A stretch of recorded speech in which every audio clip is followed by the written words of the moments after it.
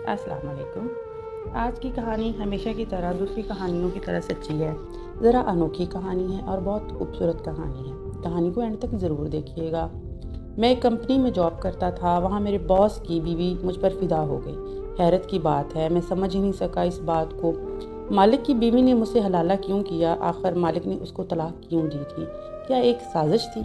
चले पढ़ते हैं इस कहानी की जानब। लाइक और शेयर ज़रूर कीजिएगा और बराए मेहरबानी हमारे चैनल को होशरुबा को सब्सक्राइब करें और साथ ही बेल आइकन को प्रेस करें। मैं उस वक्त अपनी मेज़ पर झुका हुआ कोई काम कर रहा था। मेरे मालिक की बीवी मेरे पास आके खड़ी हो गई।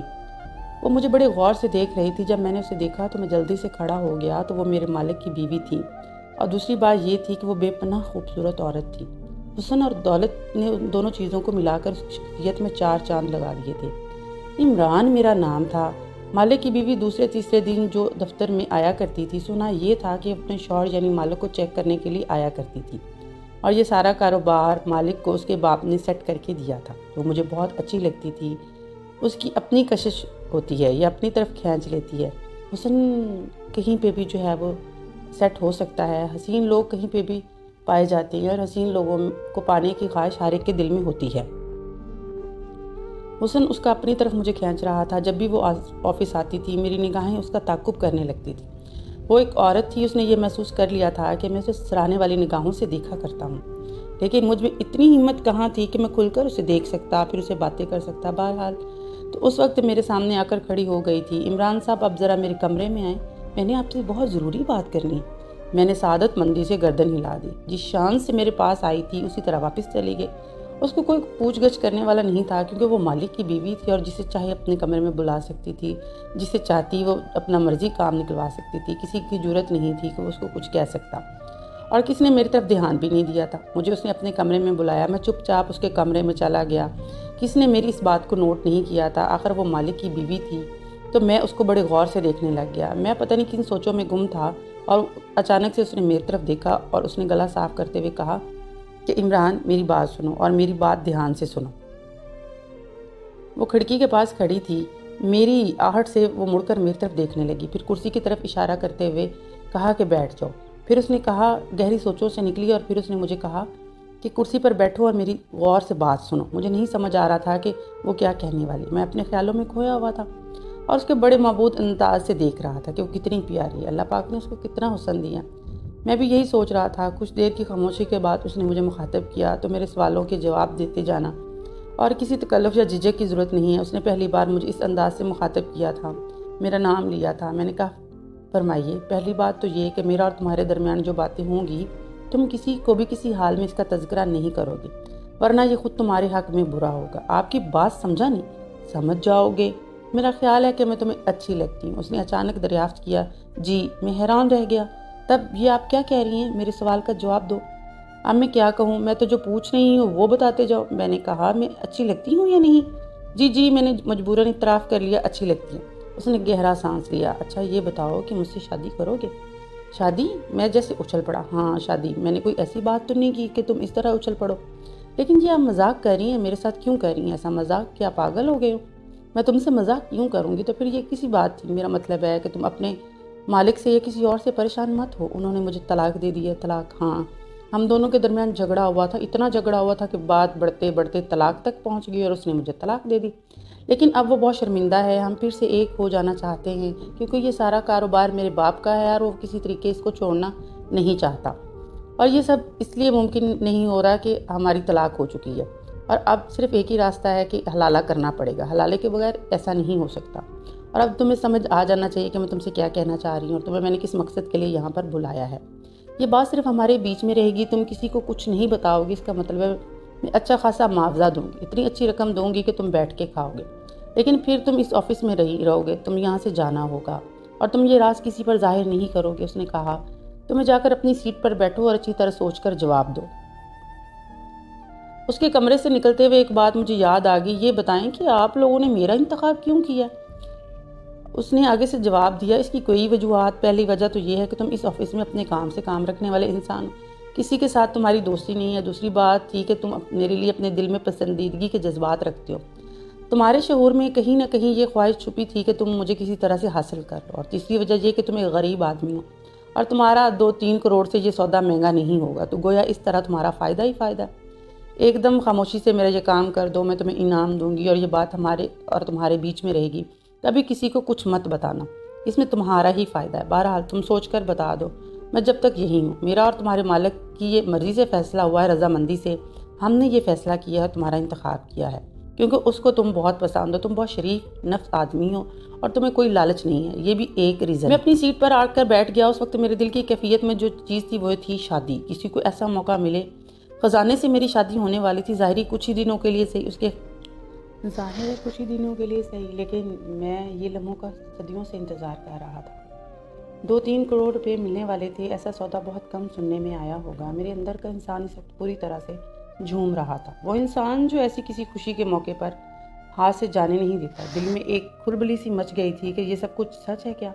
واقعی میرے ساتھ ایسا ہونے والا تھا۔ اس نے یہ کہا تھا کہ آفس میں کسی سے کوئی تذکرہ نہ کرا، لیکن آفس کے باہر تو کسی سے مشورہ کر سکتا تھا نا، اور ایسا صرف ایک آدمی تھا جس کا نام تھا اشرف، وہ میرا بچپن کا ساتھی تھا۔ میں وہیں اسے فون کرنے لگا، لیکن اس کا موبائل آف تھا۔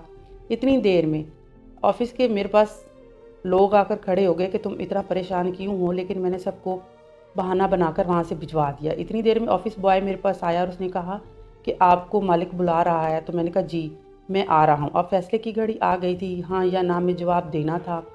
مالک نے شاید اس لیے بلایا ہوگا۔ میں کچھ عجیب سے ساتھ لیے مالک کے کمرے میں داخل ہو گیا۔ بیٹھ جاؤ، مالک نے کرسی کی طرف اشارہ کیا۔ میں نے مالک کو ہمیشہ غصے میں دیکھا تھا، اکڑی ہوئی گردن کے ساتھ، لیکن اس وقت اس کے لہجے میں بہت نرمی تھی۔ میں کرسی پر بیٹھ گیا۔ میری وائف نے تم سے کوئی بات کی تھی؟ اس نے میری طرف دیکھتے ہوئے پوچھا۔ اس کے لہجے میں ابھی بھی وہی تھی۔ جی سر، اس نے کی ہے، میں نے جلدی سے کہا۔ تو پھر کیا سوچا تم نے اس بارے میں؟ اس موقع پر آپ ہماری مدد کر سکتے ہیں؟ جی سر۔ گڈ، اس کا مطلب یہ ہوا کہ تم تیار ہو۔ میں نے اسے اپنی میز کی دراز کھول کر نوٹوں کی ایک گڈی نکال کر اس کی طرف بڑھا دی۔ یہ 50,000 روپے ہیں ایڈوانس، باقی 2.5 لاکھ تمہیں بعد میں دے دوں گا۔ میرا خیال ہے کہ اتنی رقم تمہارے لیے کافی ہوگی، اور ہاں ایک بات کا خیال رکھنا، کسی بھی حال میں میں اپنی اور غزل کی بدنامی برداشت نہیں کروں گا، اور کسی کو بھی اس معاہدے ایگریمنٹ کی خبر ہوگی تو پھر یہ تمہارے لیے اچھا نہیں ہوگا۔ ظاہر ہے میں اس کا سخت بات کا کیا جواب دیتا، میں خاموش رہا۔ اب تو اپنی شادی کے انتظامات کرو، قاری صاحب پہنچنے ہی والے ہوں گے۔ تو میں نے ایک مکان میں تم دونوں کا رہنے کو بندوبست کر دیا ہے۔ شادی کے بعد تم 2 دن وہاں جا کر رہو گے، پھر غزل کو ساتھ لے کر کہیں اور چلا جاؤ گا۔ تمہارے ساتھ جو ہے غزل، وہ 1 ہفتہ رہے گی، اور اس کے بعد تم اس کو طلاق دے دو گے، اور شرعی طور پہ وہ سارے کام کرو گے جو ضروری ہوتے ہیں۔ بیگم صاحبہ کو کب طلاق دینی ہے، کب نہیں دینی ہے، یہ میں آپ کو بتاؤں گا جب اس کو طلاق، میرا مطلب عدت وغیرہ 6 ماہ تھی۔ اس قسم کے مسائل میں جانتا ہوں، وہ اپنی عزت کر چکی تھی۔ تم سے میں نے اور کچھ نہیں مانگا، صرف یہی کہا ہے کہ تم اس کو صرف کچھ دن اپنے نکاح میں رکھ لو۔ اس نے کہا جی سر، میں اس سے پھر دوبارہ نکاح کر لوں گا۔ اس نے کہا ٹھیک ہے۔ جلدی سے یہی کہا کہ معلوم کرنا چاہ رہا تھا کہ آپ رک جاؤ، میں آفس سے اپنے فرینڈ واپس آ گیا ہے۔ میں نے ان سے کہا کہ میرا دوست آ گیا ہے، میں اس کا نمبر ملا رہا تھا، میرے پاس پہنچے گا، ٹھیک ہے میں ریڈی ہو جاتی ہوں اور ہم مل کر چلتے ہیں۔ اچھا، تو وہ پھر آفس سے نکل گئے، دونوں حیران رہ گئے۔ یہ تو ہماری زندگی عجیب ہے، کیا تو بتاؤ مجھے کیا کرنا چاہیے؟ یار نہیں، ان سے لڑائی کس کام کی، تم ایسے کرو جو وہ کہتے ہیں وہ کر لو، اور اب تم نے اقرار کر چکے ہو تو اس لیے خطرناک آدمی ہیں وہ دونوں، یقیناً پھنس گئے ہوگے، اس لیے انہوں نے میری خدمت حاصل کی ہے۔ میں انہیں خدمات اپنی ضرور دوں گا، اور میں ان کا کوئی خریدار نہیں ہوں۔ انہوں نے مجھ سے مدد کی التجا کی ہے تو میں ان کی ضرور مدد کروں گا، اور وہ تمہیں خرید رہے ہیں، اور ایسے ہی سمجھ لو کہ دیکھو یہ بھی خالی ہاتھ مت رہ جانا۔ میں نے کہا کہ نہیں، میرا باقاعدہ نکاح ہوگا اور اس کے بعد ہی سب کچھ ہوگا، بعد میں کسی قسم کی کوئی پرابلم نہ ہو۔ ہاں تو وہ خود، میں یہی چاہتا ہوں، وہ تو خود یہی چاہتے ہیں کہ نکاح ہو، تو پھر تم اگر کوئی قباحت نہ ہو سمجھے تو حلالہ کر لو، اور ویسے بھی یہ ایک طرح سے ان لوگوں کی مدد ہوگی شاید، لیکن میں پھر اس آفس میں کام نہیں کر سکوں گا۔ چھوڑو کام کو، تم اپنا کوئی اور چھوٹا موٹا کاروبار شروع کر لینا، انہوں نے اتنے پیسے تمہیں دینے ہیں۔ اس بہانے سے قدرت تمہیں آگے بڑھنے کا موقع دے رہی ہے۔ اشرف کی جاننے کے بعد میں اس بارے میں سوچتا رہا، بالآخر یہی فیصلہ کیا کہ آپ جو ہو رہا ہے اس کو قبول کرنا پڑے گا، اور ویسے بھی اس سے یہ میرا کوئی نقصان نہیں ہوگا۔ اور میں نے ویسے بھی کہا تھا کہ میں نے یہاں سے چلے جانا تھا دبئی، لیکن میرے پاس پیسے نہیں تھے، اس وجہ سے میں اس لمحے کا انتظار کر رہا تھا، تو یہ لمحہ مجھے قدرت نے دے دیا تھا۔ میں انہی سوچوں میں ڈوبا ہوا تھا کہ ایک دم سے مجھے خیال آیا کہ میری تو شادی ہونے جا رہی ہے، اور میں بہت خوش ہونے لگ گیا۔ اس کے بعد آفس بوائے آیا، اس نے کہا کہ مجھے مالک نے بلایا ہے، اور اس نے مجھے یہ بتانے کے لیے بلایا تھا کہ کون سا مکان ٹھیک رہے گا اور کون سا نہیں رہے گا، لہٰذا اس کے پاس چلا گیا۔ مجھے دیکھ کر حیرت ہوئی کہ جو غزل ہے وہ بھی اسی کمرے میں موجود تھی۔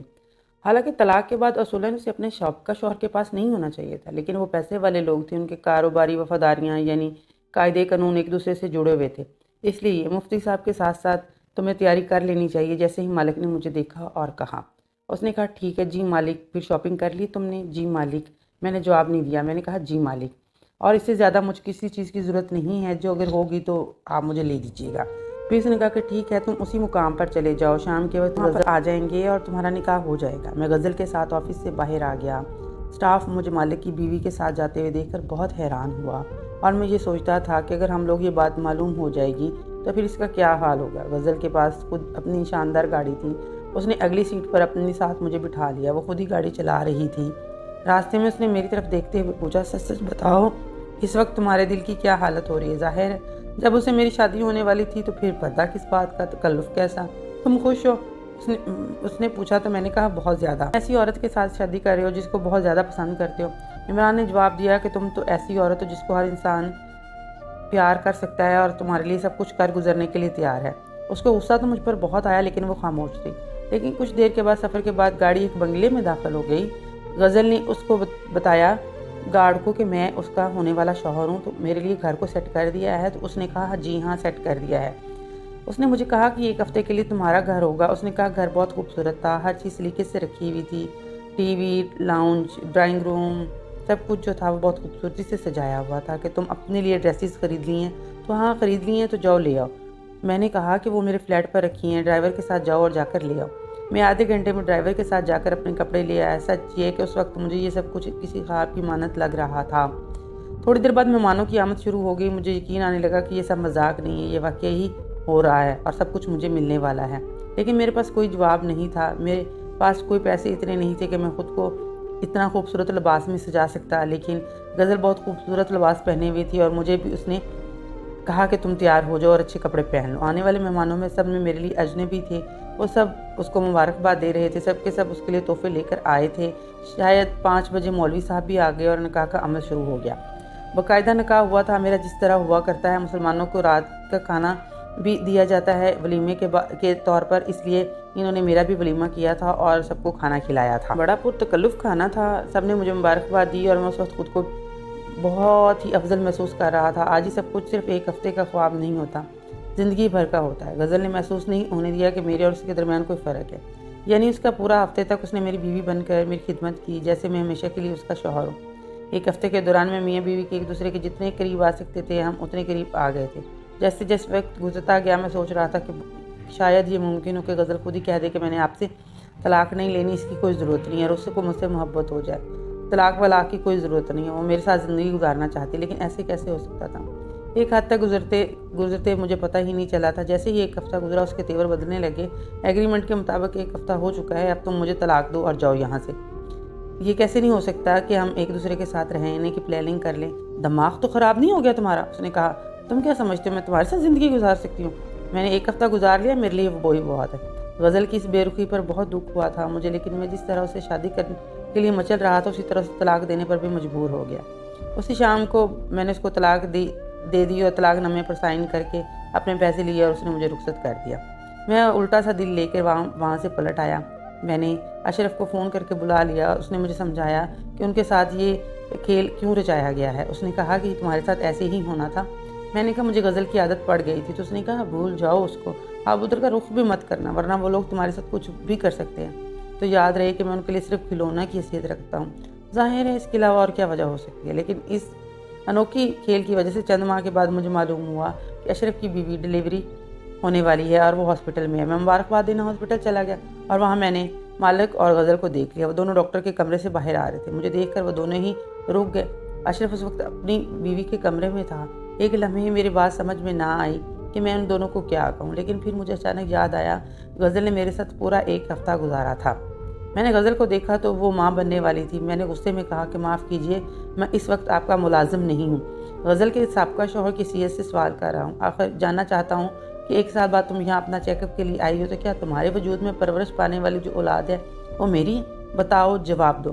مجھے غزل نے اپنی بیوی کی طرف دیکھا اور دیکھنے کے بعد وہ خاموشی سے سائڈ پر ہو گیا۔ تو غزل نے مجھے سمجھانے کے لیے آگے بڑھی۔ اس نے کہا کہ دیکھو ہاں یہ اولاد تمہاری ہے، لیکن یہ کسی مجبوری کے تحت میں نے اسے کلیئر کر دیا کہ کل کو وہ اس اولاد کا وارث نہیں خود کو کہلا سکتا، کیونکہ اس کا اس کے ساتھ کوئی تعلق نہیں ہے۔ میں نے اس کو یہ بھی بتایا کہ جو تم ہو تمہیں اس کام کا معاوضہ دیا گیا ہے، وداؤٹ معاوضہ تم نے کوئی ایسا کام نہیں کیا جس کے لیے تم اس چیز کے حقدار ہو۔ تم مجھ سے یہ اولاد نہیں لے سکتے، یہ میری اور جمشید کی ہے۔ پھر میں نے اس کو کلیئر بتا دیا کہ میں نے اس کو بتایا کہ ہاں یہ تمہاری اولاد ہے اور یہ ہماری مجبوری تھی۔ کیسی مجبوری؟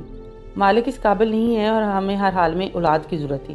میں چاہتی تو کسی اور طریقے سے بھی اولاد حاصل کر سکتی تھی، لیکن ہم دونوں کے وہ راستے اختیار کیا جو کہ دین اور شرعاً جائز ہے۔ یعنی جب اس نے مجھے پہلے طلاق دی اور میں نے تم سے نکاح کر لیا، پھر اس نے کہا کہ نتیجے میں ماں بننے والی ہوگی۔ ہمارے لیے یہ بہت بے معنی تھا کہ میرا شادی کس سے ہوتی ہے یا کس سے نہیں ہوتی، صرف بچہ میرا ہونا چاہیے تھا، تو میں اس بچے کی ماں بننے والی۔ کیا یہ سب کچھ پری پلان تھا؟ ہاں، جب میں جمشید سے بہت محبت کرتی ہوں اور اس کے ساتھ ساری زندگی کے خواب دیکھے ہیں میں نے۔ اس نے میری ساری جائیداد کو سنبھالا ہے اور وہ مجھ سے بہت پیار کرتا ہے۔ میں اس کے علاوہ کسی اور کا سوچ بھی نہیں سکتی تھی۔ تم ایک سادہ لوہ انسان تھے اور تمہیں مجھ سے محبت بھی تھی۔ میں تمہاری آنکھوں میں ہمیشہ اپنے لیے محبت دیکھی تھی، اس لیے میں نے آپ کو استعمال کیا۔ اس کو اب تم ہمارا مطلب سمجھ لو یا جو مرضی سمجھ لو، میں اس کے علاوہ نہیں رہ سکتی تھی، اس لیے ہم نے تمہیں کہا اور تم نے ہماری بات مان لی، اور اس کے لیے تمہارا بہت اس سے میرا کبھی کوئی جھگڑا نہیں ہوا، بلکہ بہت سوچ سمجھ کر منصوبے کے تحت مجھے طلاق دی گئی تھی۔ پھر ایسے آدمی کو تلاش کیا گیا جو اس بات کو ڈنڈورا نہ پیٹے، میری بدنامی نہ کرے۔ تم سامنے آئے اور میں نے تم سے نکاح کر لیا۔ جب ہم نے ہر طرح قانونی اور شرعی تقاضے پورے کر دیے ہیں، پھر یہ جو اولاد ہوگی وہی جمشید کی دولت کی وارث ہوگی، اسی خاندان کا چراغ روشن رہے گا۔ میں اپنے اولاد کو کبھی دیکھ سکوں گا کہ نہیں، کیونکہ تم اس دنیا سے نکل چکے ہو۔ غزل نے کہا کہ تم نے اپنی ڈیوٹی پوری کر دی، اب تم چلے جاؤ۔ غزل اتنا کہہ کر آگے بڑھ گئی، کچھ فاصلے پر پاس کھڑا اس کا انتظار کر رہا تھا۔ میں اس وقت شدید حیرت اور دکھ کے تاثر میں تھا۔ انسان زندگی میں سب کے پہلو سامنے آ گئے تھے۔ مالک اور غزل کو مانگنے کی خوشی مل گئی تھی۔ بہت اچھی طرح جانتا تھا کہ اس کے گھر آنے والا مہمان کسی اور کا ہے۔ اس کے باوجود بہت خوش تھا۔ اپنی بیوی کو کسی اور کے ساتھ دے کر اس نے حلالہ کروایا۔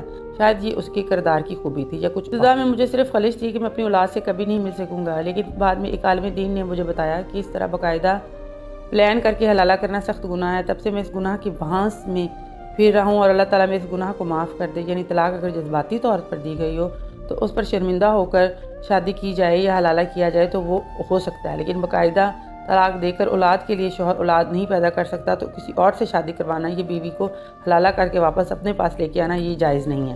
اب یہ بڑا گناہ ہے، اس نے کیا تھا اور میں اس گناہ کو بھگت رہا تھا۔ پیسوں کے لیے میں اپنی محبت کو قربان کر دیا تھا، تو اس حلالے کو میں نے کیا تھا۔ حالانکہ یہ حلالہ میں نے اپنے لیے نہیں کیا تھا، میں نے تو صرف باس کی عزت بچانے کے لیے کیا تھا۔ اگر مجھے پتا ہوتا کہ انہوں نے مجھے اس چیز کے لیے استعمال کرنا تو میں کبھی ہاں نہ کرتا۔ تو میں بس اسی پھانس میں جو جی رہا ہوں، میں اپنی اولاد کو نہیں دیکھ سکتا۔ تو ناظرین، آپ مجھے کمنٹ سیکشن میں بتائیے گا کہ مجھے اپنے باس اور غزل کے ساتھ آگے کیا کرنا چاہیے۔ کیا مجھے قانونی کارروائی کرنی چاہیے اپنے بچے کو ملنے کے لیے کہ نہیں؟ مجھے آپ سب کی رائے کا انتظار رہے گا۔ ساتھ رہنے کا بہت شکریہ، جزاک اللہ۔